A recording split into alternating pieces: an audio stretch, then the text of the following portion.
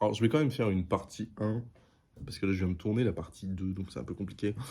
Mais je vais faire une partie 1 pour expliquer le début de l'histoire. Donc, en gros, on était parti chez un ferrailleur que je connais très très bien. J'y vais depuis que je suis tout petit et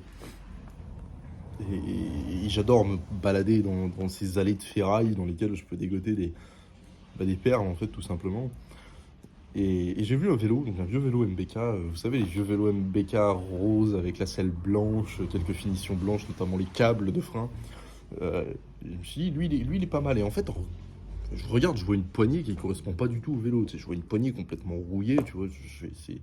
Enfin, ça correspondait pas du tout. Et en fait, en regardant de plus près, parce qu'il était quand même sous un bout de Lega, au milieu des ronces, enfin voilà, sous la ferraille aussi, je me suis dit, il y a quelque chose là-dessus. J'ai été fouillé, j'ai été chercher, et j'ai trouvé le vélo, donc je vous le mettrai en photo à la limite juste là.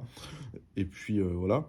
Mais j'ai trouvé ce vieux vélo, et j'ai tout de suite vu qu'il y avait deux plaques. Je l'ai tout de suite vu, je me suis tâté à le récupérer parce que bah, l'état plus que fastidieux. J'avais vraiment peur de me lancer là-dedans, me dire si ça se trouve il est tout vermoulu, je vais rien pouvoir récupérer.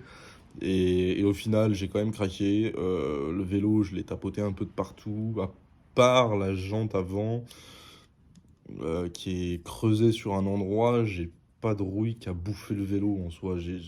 Ça va, tout va très bien pour le vélo. J'ai juste à bien poncer, passer un petit coup d'anti-rouille, passer un bon après, et puis après un petit coup de peinture, et puis tout sera refait parfaitement.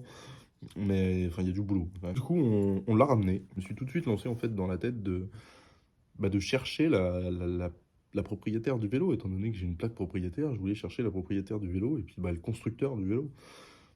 Et du coup, c'est pour ça que enfin, la partie 2, vous verrez la partie 2 après, mais tout ce qui vient de se passer, en fait, c'est grâce à ça, c'est grâce à cette plaque propriétaire et c'est grâce à cette plaque constructeur. Parce que s'il n'y avait pas eu tout ça, il n'y aurait pas eu mon déplacement dans la commune concernée, il n'y aurait pas eu l'appel des archives de Poitiers, parce que j'ai appelé les archives de Poitiers, les archives de Tours que je dois encore contacter. Il y a les archives départementales de la Vienne que je dois contacter aussi par rapport aux informations sur l'entreprise qui aurait vendu le vélo. Parce que dès le moment qu'une entreprise est créée, si elle a un lien juridique avec l'administration, des choses comme ça, elle est notée dans les archives. Donc il faut que j'étudie encore tout ça, donc on va voir ça dans plusieurs parties, hein, bien évidemment. Mais voilà, pour la partie 1, en gros, on a vraiment découvert un vélo qui daterait de 1900, 1910. À vue de pif, moi, quand je l'ai vu, j'ai dit 1910, 1920, mais je l'ai publié sur un groupe Facebook. Et alors, je ne me souviens même plus. Si, je crois que c'est les frères Rustin. C'est les frères Rustin, très bon groupe de vélos. De très très beaux vélos qui sont très très vieux d'ailleurs. Mais je l'ai publié sur ce groupe-là et plein de personnes m'ont aiguillé sur le nom du constructeur, sur l'année du vélo. Et il y en a un qui m'a dit que c'était entre 1910 et 1925. Ça correspondait à peu près à ce que je pensais. Bon, au final, avec la prochaine vidéo, vous verrez la prochaine vidéo, mais je peux vous le dire.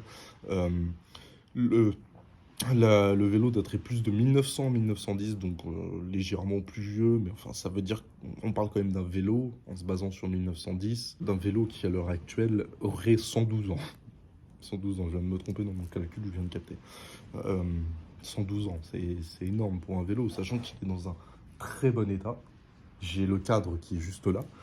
Le cadre est parfait en soi, il n'y a pas de, il y a pas de, j'allais dire, il y a pas de rouille. Il y a de la rouille partout, mais c'est de la rouille de surface.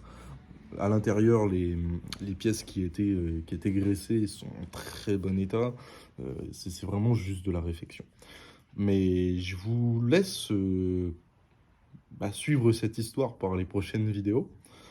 Par les vidéos du remontage, par les vidéos du décapage, par les vidéos enfin, toute la transformation du vélo, tout ce qu'on va en faire. Et sur ce, je vous dis à plus tard et profitez bien de vos familles en ces derniers jours de 2022. Allez, la bise.